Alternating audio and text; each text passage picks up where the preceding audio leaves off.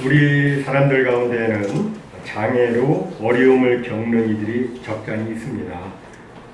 장애인은 앞을 볼 수 없는 시각장애로부터 시작해서 청각장애, 발달장애, 지체장애, 뇌병변장애, 안면장애, 호흡기 장애 등등 아주 여러 가지 종류의 장애가 있습니다. 여러분이 아시는 것처럼 사람에게 이 장애가 있으면 매우 힘이 듭니다. 특별히 이 청각장애의 경우에는 청각장애가 있으면 또 언어 장애도 함께 따라와서 다른 사람과 정상적인 대화를 할 수가 없습니다. 외부의 정보를 들을 수가 없으니까 이 청각장애를 앓게 되면 외부 세계와 단절된 그런 삶을 살게 되고 또 아무런 혜택도 받지 못하고 매우 힘들고 외로운 삶을 살게 됩니다. 오늘 본문에 나와 있는 한 청각장애인도 그러했습니다. 다른 사람들은 예수님의 소문을 듣고 그래도 예수님께 나아가서 병고침을 받을 수 있었지만 이 청각장애인은 그것조차 할 수 없었습니다. 소문을 들을 수가 없는 거예요. 하지만 다행히 그 주변에는 다른 사람을 배려하는 선량한 사람들이 있었고 그들은 그 청각장애인을 예수님께 데리고 왔습니다. 이처럼 세상에는 이 청각장애인처럼 도움이 정말 절실히 필요하지만 정작 자기가 어떻게 해야 될지 모르는 사람들이 많습니다. 그 어떤 정보를 얻을 수 없는 그런 사람들이 많이 있습니다. 그때 옆에서 누군가 좀 도와준다면 그 사회는 밝고 건강한 아주 희망적인 사회가 될 것입니다. 저는 우리 커네티컷 사랑교회 성도님들이 여러분의 삶의 현장에서 그런 일을 하고 계시다고 저는 생각합니다.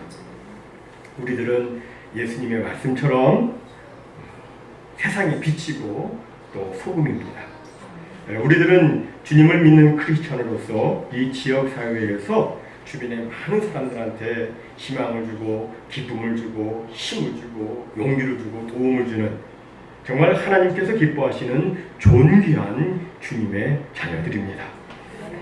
이렇게 이제 몇몇 선량한 사람들이 그 청각장애인을 예수님께 데려갔는데 그곳이 어디였느냐면 이방 지역 데가볼리와 가까운 갈릴리 호수 근처였습니다. 이에 대해서 본문은 이렇게 말씀합니다.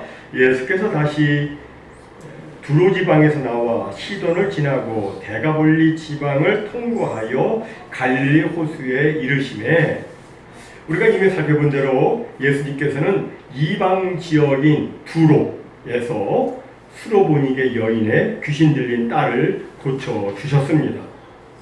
그리고 두로에서 좀 더 북쪽에 있는 이 시돈을 거쳐서 10개의 도시가 있는 데가볼리를 통과해서 다시 그 갈릴리 호수 쪽으로 가셨습니다. 그 모든 것은 전부 다 이방 지역이에요. 예수님께서 이렇게 이방인 지역으로 가신 것은 예수님은 유대인만의 구원자가 아니라 이방인의 구원자도 되시기 때문입니다.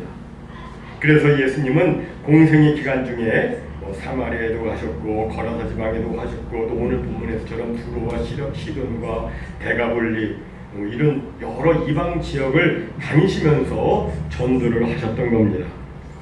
그리고 많은 병자들과 귀신 들린 사람들을 고쳐주셨는데 하지만 성경에는 이런 모든 얘기들을 다 기록하지 않고 그냥 아주 짧게 기록을 하고 있습니다. 왜 그렇게 짧게 기록을 했을까요?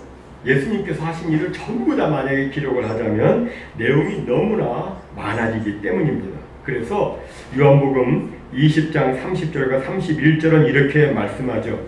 예수께서 제자들 앞에서 이 책에 기록되지 아니한 다른 표적도 많이 행하셨으나 오직 이것을 기록함은 너희로 예수께서 하나님의 아들 그리스도이심을 믿게 하려 하며 또 너희로 믿고 그 이름을 힘입어 생명을 얻게 하려 함이니라.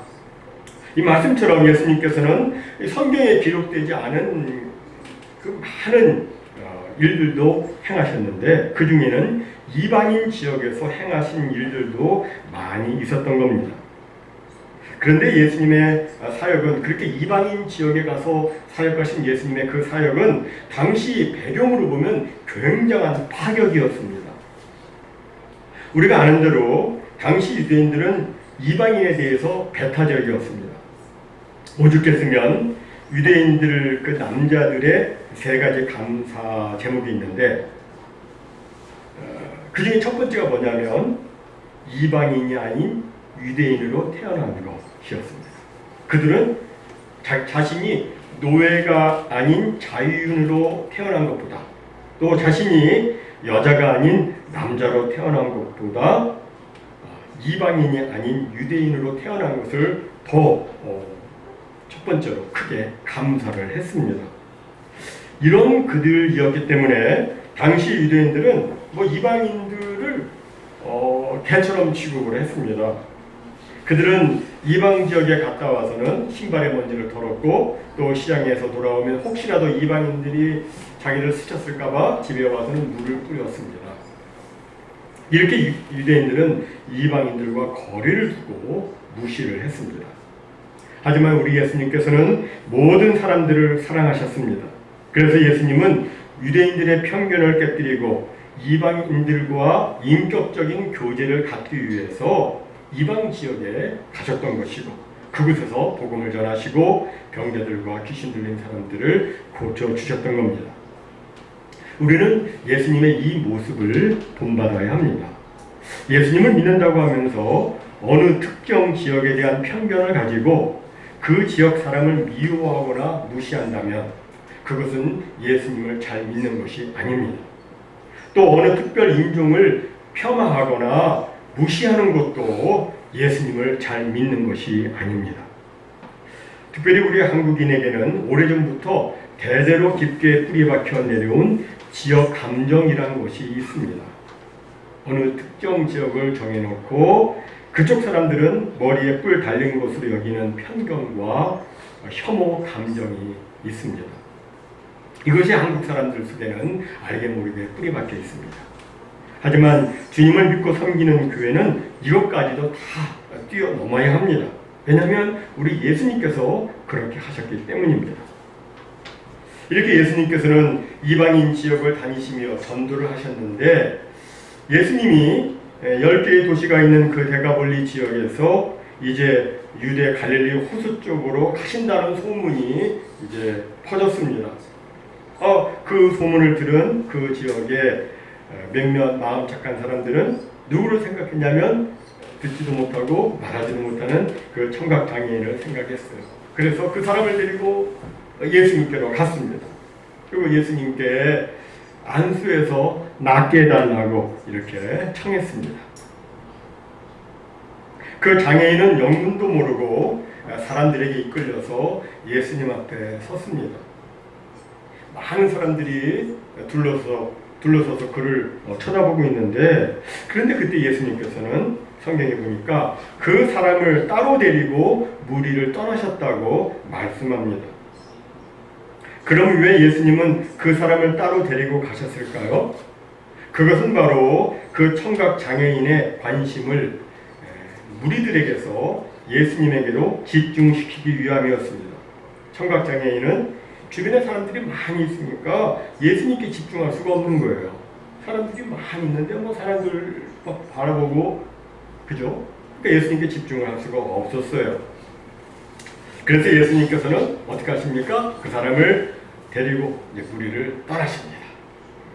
이제 그 사람이 예수님께 집중할 수 있게 되자 예수님께서는 자신의 양 손가락을 그 청각 장애인의 양쪽 귀에다가 넣었습니다. 마치 청진기를 꽂듯이 양쪽 귀에 넣었어요. 그리고 침을 뱉어 그의 혀에 그 사람의 혀에 손을 대셨습니다. 여기 침을 뱉었다는 말은 좀 기분 나쁘게 들릴 수 있고 좀 더럽게 들릴 수가 있어요. 그런데 여기서 침을 뱉었다는 말보다는 침을 묻었다는 게 좋지 않을까 싶어요. 그 기분 나쁘고 더러운 의미에서 침을 뱉었다는 말이 아니라 그저 무슨 얘기인지 아시겠죠? 치료의 의미에서 침을 뱉었다, 침을 묻혔다 그렇게 생각하시면 좋을 것 같아요. 근데 뭐 아무리 그렇다 할지라도 예수님의 이러한 행위는 오늘날의 관점으로 보면 전혀 의학적인 방법이 아닙니다. 그럼에도 불구하고 예수님께서는 그렇게 하셨어요. 왜 예수님께서는 그렇게 하셨을까요? 그것은 바로 그 청각 장애인을 위해서였습니다. 예수님은 평소에는 병자들을 말씀으로 고쳐주셨습니다. 환자와 대화를 나누시고 환자에게 치유를 선포하심으로 병을 고쳐주셨어요.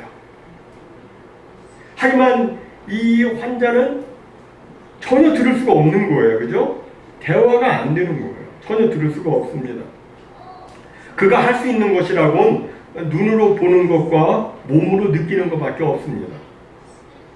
그런데 당시 사람들은 치료 행위를 할 때 마치 예전에 우리가 벌레에 물렸을 때 침을 바르는 것처럼 그렇게 침을 사용하곤 했습니다. 이런 치료 장면을 그 청각 장애인은 어렸을 때부터 비록 듣지 못하고 말은 못했어도 종종 보았을 겁니다. 그러니까 예수님께서는 그 청각 장애인이 자신이 치료받고 있다는 것을 직접 느끼도록 하기 위해서 그의 들리지 않는 양쪽 귀에 두 손가락을 넣었던 것이고, 그리고 침을 묻혀서 그의 말 못하는 혀에다가 손을 대셨던 거예요. 그 환자가 치유를 느낄 수 있도록 예수님께서 그리 하신 겁니다. 여러분, 예수님이 양손가락을 그 사람의 양귀에 딱 넣었을 때 그는 무엇을 느꼈을까요? 또 예수님께서 침을 묻혀가지고 그의 예수님의 손으로 그의 혀에 대셨을 때 그 사람은 뭐를 느꼈을까요? 그는 분명 내 귀에 뭔가 놀라운 일이 일어날 모양이다. 내 혀에 무슨 놀라운 일이 생기려나 보다 생각하고 치료에 대한 기대감, 그리고 주님을 향한 기대감을 가졌을 겁니다. 물론 예수님께서는 그렇게 하시지 않고 단번에 그 사람을 고쳐주실 수도 있어요. 하지만 그 사람이 직접 느끼며 그 사람이 기대와 소망과 믿음을 가질 수 있도록 예수님께서는 시간과 정성을 들여서 치료하셨던 겁니다. 이러고 보면 예수님께서는 모든 사람을 다 획일적으로 대하지 않으시고 각 사람의 처지와 형편에 따라서 각 개인에게 필요한 처방을 가지고 접근하신 정말 섬세하시고 친절하신 분이시라는 것을 우리가 알 수 있죠. 이것은 오늘날의 우리들에게도 마찬가지입니다.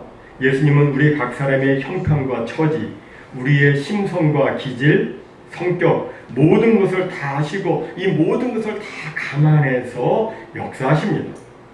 여러분, 하나님의 은혜는 획일적이지 않습니다. 사람이 모두가 다 다른 것처럼 치료하시는 하나님의 역사 또한 각 사람에 맞게 다양한 방법으로 나타나는 겁니다.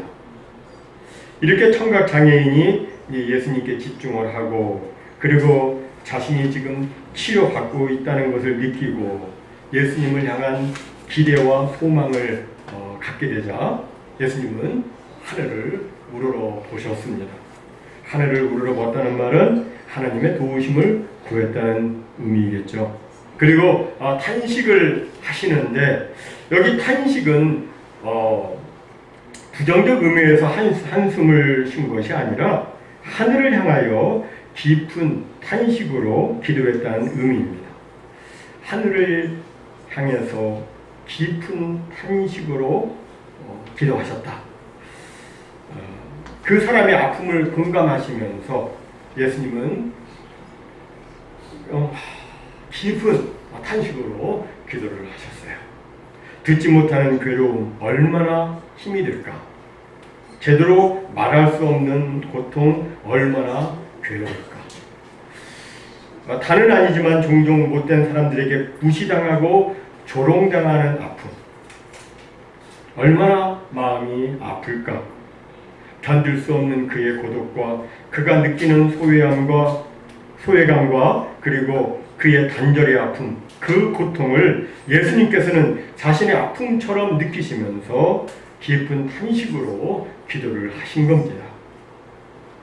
주님은 아마 그때 그 사람을 긍휼의 눈으로 바라보시면서 너무나도 마음이 아파 눈물을 흘리셨을 겁니다. 얼마 전 읽은 글 가운데 이런 내용이 있었습니다. 어느 날 어떤 할아버지 한 분이 암 진단을 받았습니다. 암 진단을 받게 되자 얼마나 이 할아버지한테 충격이 되었는지 그날 이후 이 할아버지는 성격이 달라졌어요. 성격이 난폭해졌습니다. 식구들을 향해서 인상을 쓰고 화를 내고 주변 사람들한테 눈을 부라리고 소리를 지르고 아무도 만나려고 하지를 않았습니다. 병원에 입원해서도 간호사와 의사들한테 험하게 대하고 심한 분노의 감정으로 대했습니다.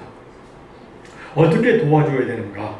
식구들이 생각하다가 옛날 친구들을 병실로 들여보냈습니다. 하지만 아무런 도움이 되지 못했습니다. 몇 마디 대화를 나누다가 할아버지가 갑자기 소리를 지르면서 다 쫓아내버렸습니다. 다음으로 그 할아버지와 절친하게 지냈던 은사들이 들어갔지만 그것도 소용이 없었습니다. 목사님을 보냈더니 목사님도 욕만 먹고 쫓겨났습니다. 카운슬러도 또 친하게 지내던 동네 사람도 소용이 없었습니다. 그런데 하루는 그 동네에서 할아버지와 가끔 만나던 동네 어린 꼬마가 하나 있었는데 이 할아버지가 아프다는 소식을 듣고 부모님을 따라서 병원에 왔습니다. 아이가 말합니다. 할아버지 보고 싶다고. 그래서 식구들이 반 호기심으로 그럼 네가 들어가서 할아버지 한번 만나봐라 하면서 들여보냈습니다. 그런데 20-30분 이 어린 소년이 할아버지를 만나고 나왔는데 할아버지가 변했습니다. 태도가 누그러지고 부드러워지고 사람들과 얘기도 나누시고 변했습니다. 하도 이상해서 사람들이 그 어린 소년을 붙들고 물어보았습니다. 너 할아버지하고 무슨 얘기했니? 그러나 그 소년이 아무 얘기도 하지 않았습니다. 그래서 또 물었습니다. 너 할아버지하고 병실에서 뭐 했니? 그랬더니 그 어린 소년이 대답하기를 저는요 할아버지하고 같이 울었어요. 여러분, 그 소년이 할아버지의 아픔을 나의 아픔으로 느끼면서 함께 우는 그 순간 더불어 껴안고 울던 그 눈물 속에서 할아버지의 마음의 상처가 치유가 된 겁니다. 여러분, 예수님은 우리를 불쌍히 여기시는 분이십니다. 예수님은 저 멀리 혼자 고고하게 계시는 분이 아니십니다. 예수님은 우리가 울 때 같이 우십니다. 예수님은 우리가 아파할 때 같이 아파하십니다. 사실 예수님은 우리의 고통에 함께 하시고 우리의 눈물을 닦아주시기 위해서 이 땅에 오셨습니다. 그리고 우리의 나음을 위해서 예수님이 채찍에 맞으셨고 우리의 허물과 죄를 위해서 십자가 고통과 죽음을 당하셨습니다. 그리고 또 성경에 보니까 예수님은 지금도 하늘 보좌에서 우리를 위해서 기도하신다고 되어 있는데 주의 성령께서 말할 수 없는 탄식으로 우리를 위해서 기도하신다고 본문을 보면 예수님은 탄식으로 우리를 위해서 지금도 기도하고 계신 것이 분명합니다. 다시 본문으로 돌아가서 예수님께서는 깊은 탄식으로 기도하시고 그리고 그 청각 장애인을 향해서 에바다 라고 외치셨습니다. 다 같이 해보실까요? 에바다. 네, 이 에바다라는 말은 아람어로 열리라 라는 뜻이에요. 열리라. 이 마가복음의 저자의 마가는 가능하면 예수님이 하신 말씀을 그대로 보존해서 그때의 상황과 감동을 살리려고 노력을 했는데 예수님께서 이렇게 에바다 하시니까 무슨 일이 일어났습니까? 오늘 보면 35절에 보니까 그의 귀가 열리고 혀가 맺힌 것이 곧 풀려 말이 분명하여졌더라 라고 되어 있습니다. 이제 그 사람은 분명하게 들을 수 있게 되었고 분명하게 말할 수 있게 되었습니다. 이것은 분명 오래전 선지자 이사야가 예언한 메시아에 대한 예언의 성취입니다. 이사야 35장 5절과 6절에 보니까 이사야 선지자는 이렇게 예언을 했습니다. 그때에 맹인의 눈이 밝을 것이며 못 듣는 사람의 귀가 열릴 것이며 그때에 저는 자는 사슴같이 뛸 것이며 말 못하는 자의 혀는 노래하리니 그때에 이 말씀은 주님이 다스리는 그때에 주님이 다스리는 그 나라에서는 맹인이 없다. 못 듣는 사람도 없다. 저는 자도 없다. 말 못하는 자도 없다. 왜냐하면 주 예수 그리스도로 말미암아 온전한 치유의 역사, 에바다의 역사가 일어나기 때문인 것입니다. 그 날은 이제 우리에게 매우 가까이 와 있습니다.